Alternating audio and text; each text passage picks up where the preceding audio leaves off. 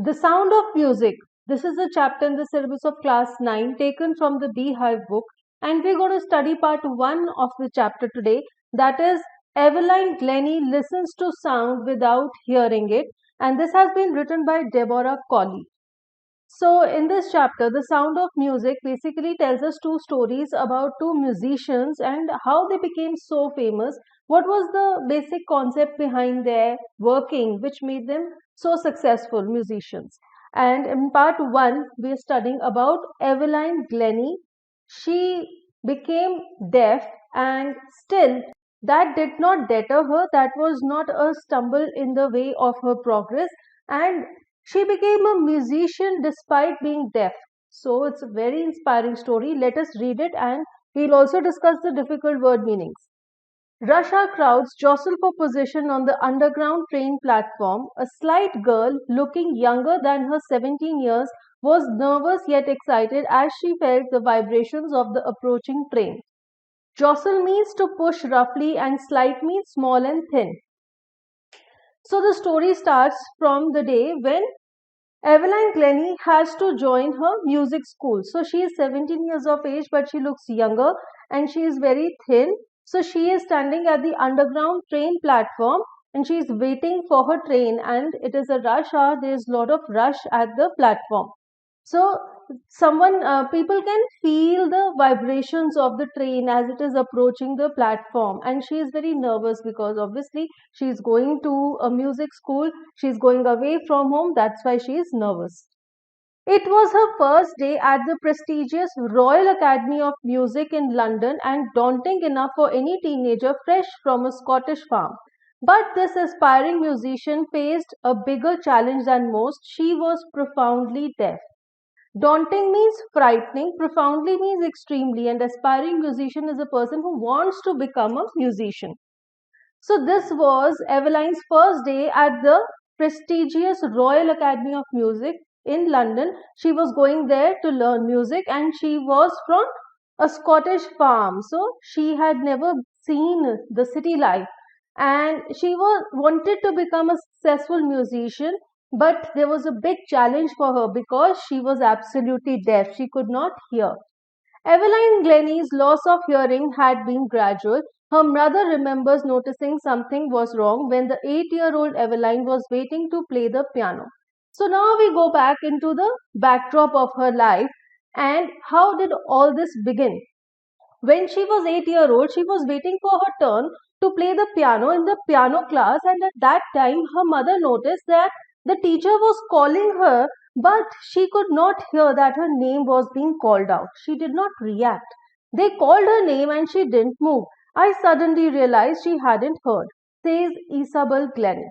For quite a while, Evelyn managed to conceal her growing deafness from friends and teachers.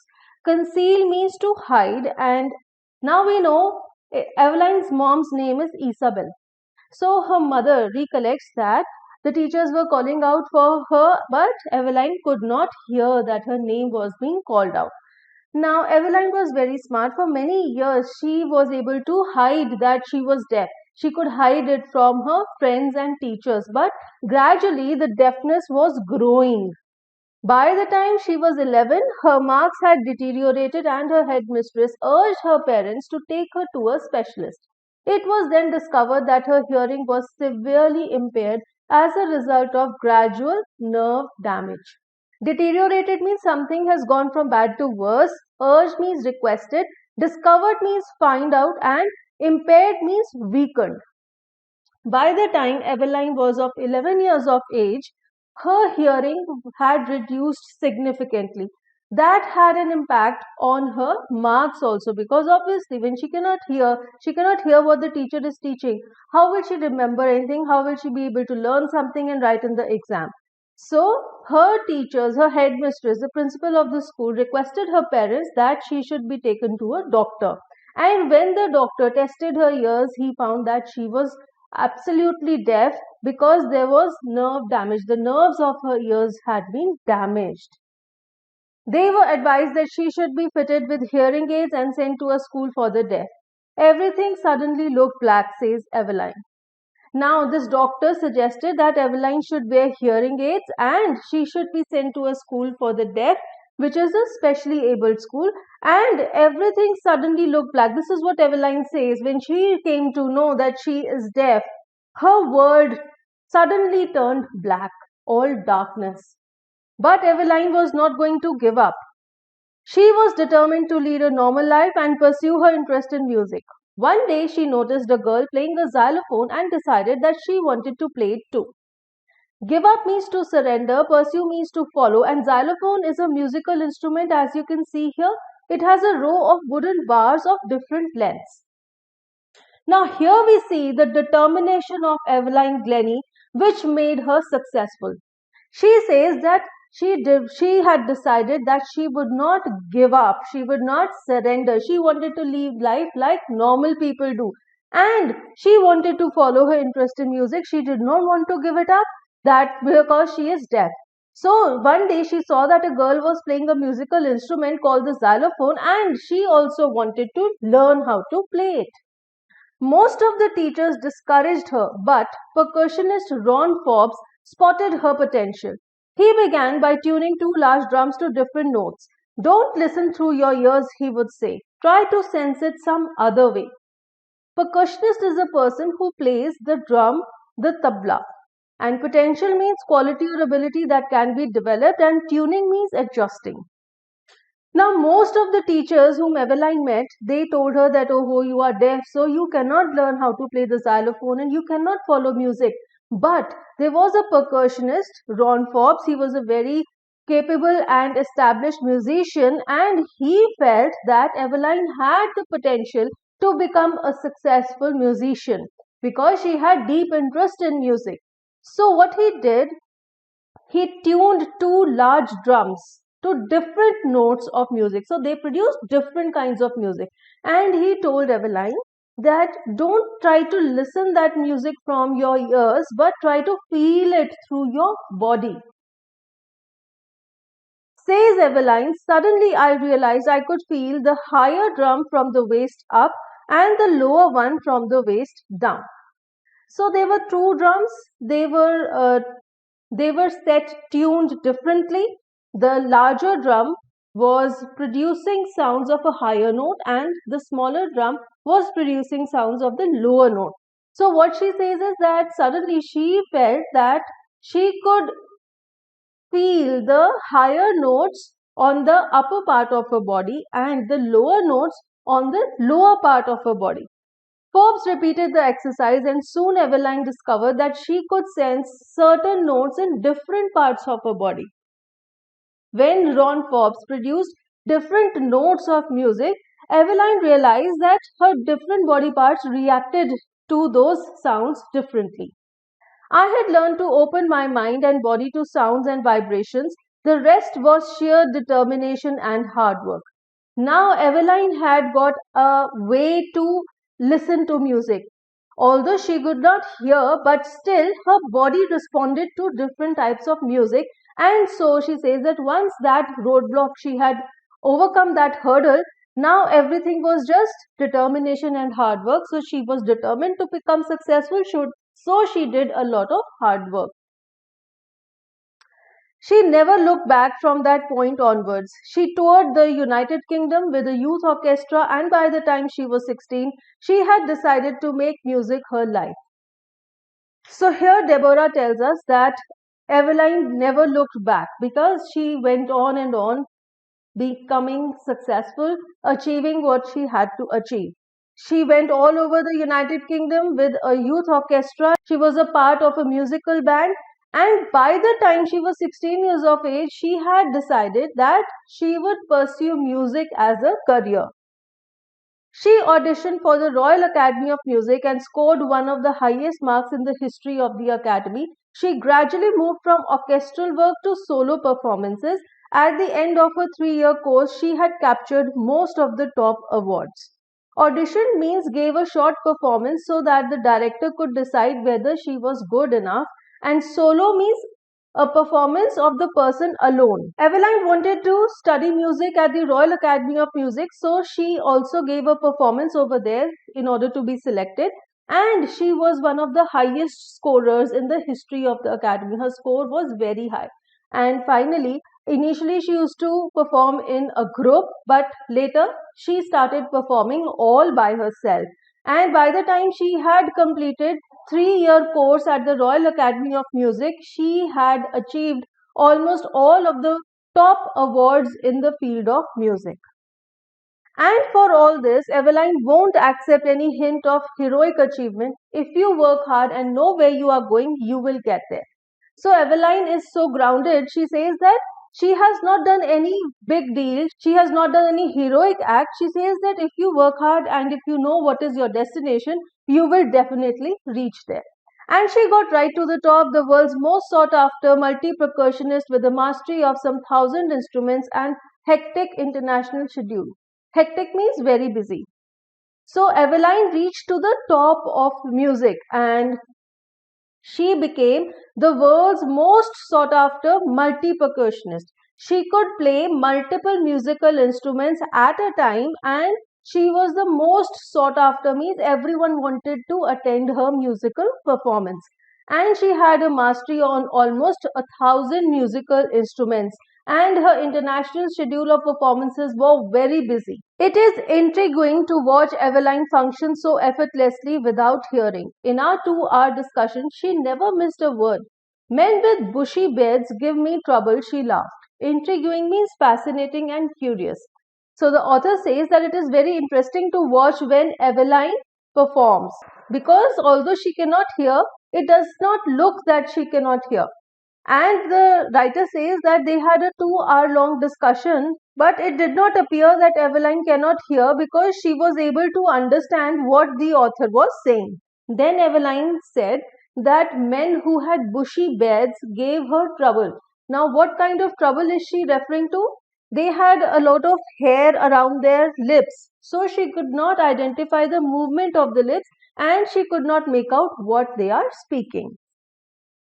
It is not just watching the lips, it is the whole face, especially the eyes. She speaks flawlessly with a Scottish lilt. My speech is clear because I could hear till I was 11, she says. But that doesn't explain how she managed to learn French and master basic Japanese. Flawlessly means without any fault, and lilt is a way of speaking. So the writer says that Eveline, when she is talking to someone, it is not only the lips that she is watching the entire facial expressions and the expressions of the eyes also in order to know what the person is saying.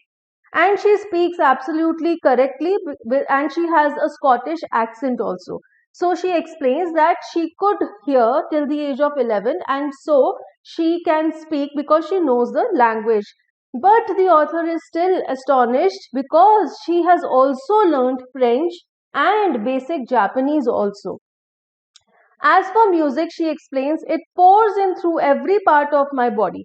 It tingles in the skin, my cheekbones, and even in my hair. When she plays the xylophone, she can sense the sound passing up the stick into her fingertips.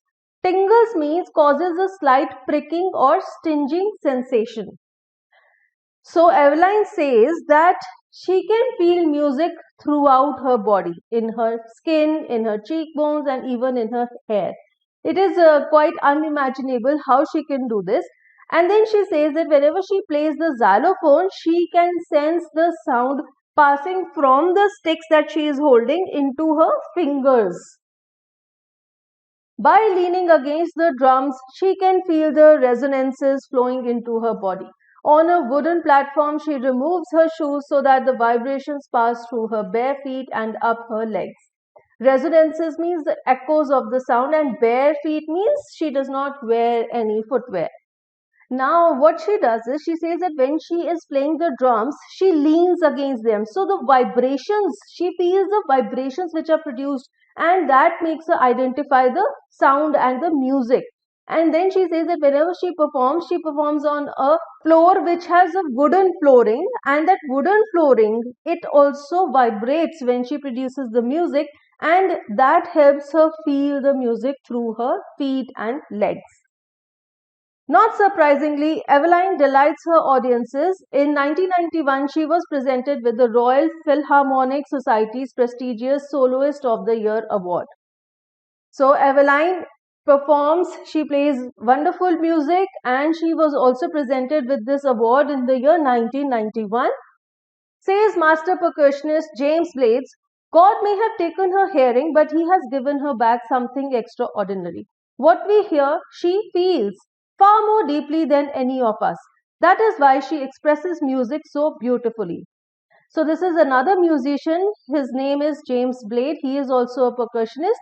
And what is that he says about Evelyn Glennie? He says that God took away her hearing ability, but he gave her something much more extraordinary. She can feel sound.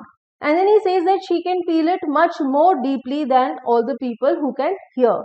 And he says that is why she is able to produce such wonderful music. Evelyn confesses that she is something of a workaholic. I've just got to work, often harder than classical musicians, but the rewards are enormous. Apart from the regular concerts, Evelyn also gives free concerts in prisons and hospitals. Workaholic means a person who finds it difficult to stop working. Now, here, Evelyn says that she just likes to work all the time. And she says that she has to work more than the regular musicians, but she says that she also gets very big rewards for her hard work.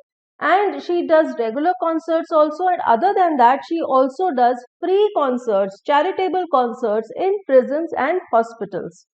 She also gives high priority to classes for young musicians. Anne Richlin of the Beethoven Fund for Deaf Children says she is a shining inspiration for deaf children. They see that there is nowhere they cannot go. Now, priority means great importance. So, Evelyn also gives classes for young musicians, and there is a Beethoven Fund for Deaf Children, and the in charge over there, Anne Richlin, says that Evelyn Glennie is an inspiration for all the deaf children. When they see that being deaf also she is such a successful musician, they feel that they can also achieve anything which they want to achieve. Evelyn Glennie has already accomplished more than most people twice her age. She has brought percussion to the front of the orchestra and demonstrated that it can be very moving. Accomplished means achieved.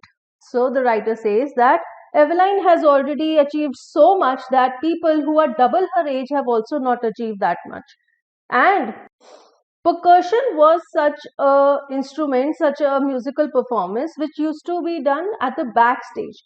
But she has brought it to the front stage because she does concerts where she performs using percussion. And her performances, whenever anyone watches her performances, they are deeply moved. They feel very sensitive towards the way that she performs. She has given inspiration to those who are handicapped, people who look to her and say, if she can do it, I can. And not the least, she has given enormous pleasure to millions. So, Evelyn is an inspiration for the handicapped, and people look up to her and they feel that if she can do it, even I can do it. And other than that, she has also given pleasure. She has entertained so many people with her music. So, with this, we come to an end of this chapter. Very inspiring. If she can do it, so can we. And this was the story of Evelyn Glennie's successful career as a musician. If you like the video, give us a thumbs up and share this video with your friends. And for the lesson notes, important question answers and MCQs, please check out the links in the description box.